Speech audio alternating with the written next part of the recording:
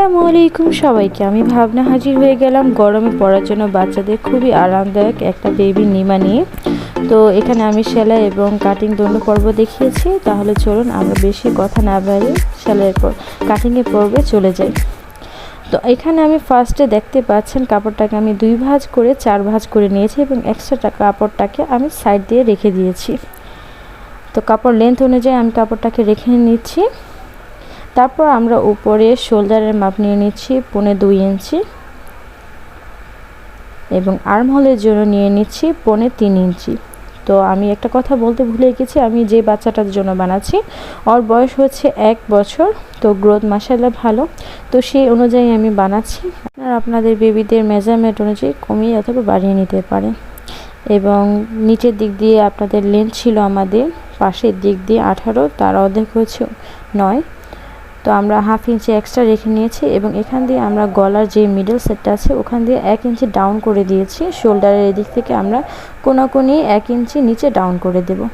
দেখতে পাচ্ছেন ভিডিওতে আমি কিভাবে করেছি। এবার আমরা নিমাটার লং নিয়ে নিচ্ছি। তো নিমাটার লং ছিল 14 ইঞ্চি, তো আমরা হাফ ইঞ্চি এক্সট্রা রেখে এখন কাট করে নেব। আপনারা যারা নতুন আমার ইউটিউব চ্যানেলটাতে এবং ফেসবুক পেজটাতে অবশ্যই ঘুরে আসবেন। ভালো লাগলে অবশ্যই লাইক, কমেন্ট, শেয়ার এবং সাবস্ক্রাইব করতে ভুলবেন না। এবং যেহেতু আমি নতুন, আপনাদের সাবস্ক্রাইব এবং আপনাদের সাপোর্ট খুবই একান্তভাবে কাম্য। আপনাদের এক একটা সাবস্ক্রাইব আমার কাছে অনেক কিছু এবং একটা ফলোয়ার্স আমার কাছে অনেক কিছু।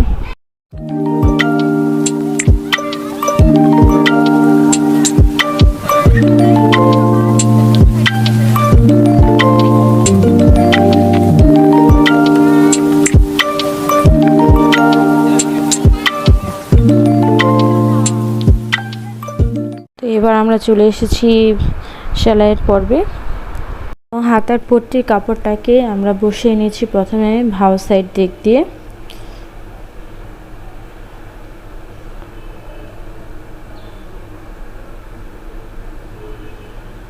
তো আমার বসানো হয়ে গেছে। এবার আমরা হালকা একটু কেঁচা দিয়ে নেব, তাহলে আর কি যত হোক কেঁচা নিয়ে নিলে ভালো।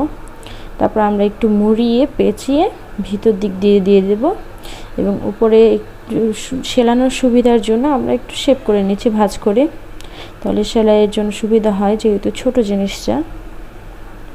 তারপর আমরা এবার উপর দিয়ে একটা সেলাই বসিয়ে দেব।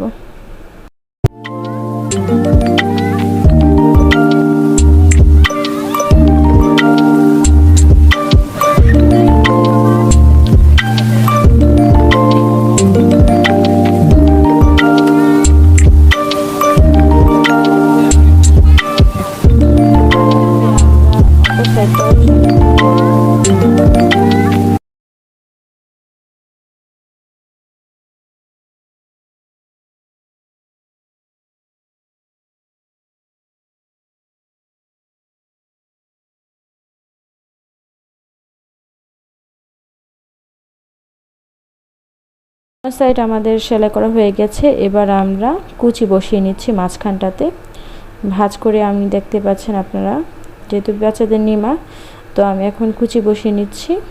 গরমে পড়ার জন্য এই ঢিলা ঢালাই বেস্ট।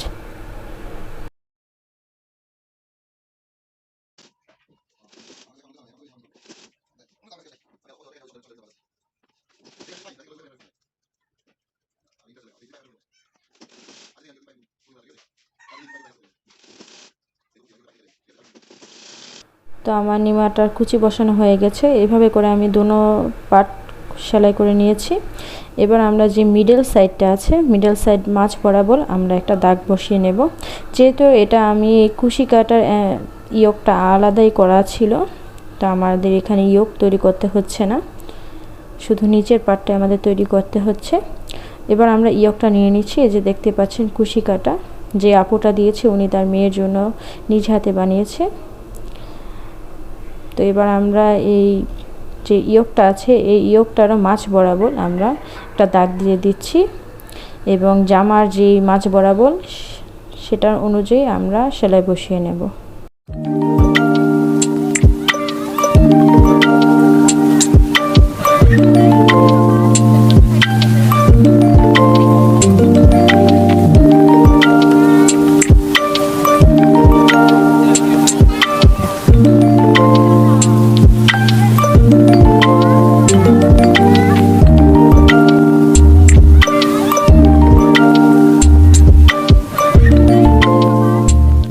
পাশ হয়ে গেছে। এবার আমরা অপর প্রান্ত সেম একইভাবে মাপ অনুযায়ী বসিয়ে দিচ্ছি ইয়কটাকে।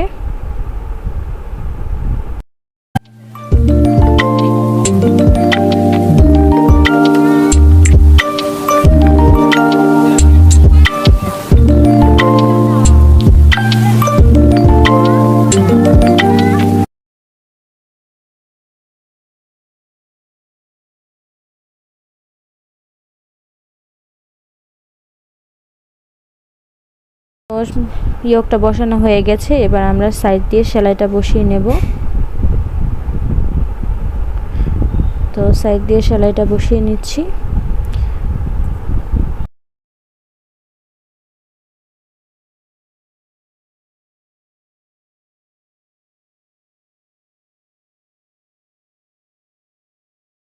এবার আমরা নিচের দিক দিয়েও একটু মুড়িয়ে মুড়িয়ে পুরোটা জামাতে আমরা নিমাটাতে সেলাই বসিয়ে দেব।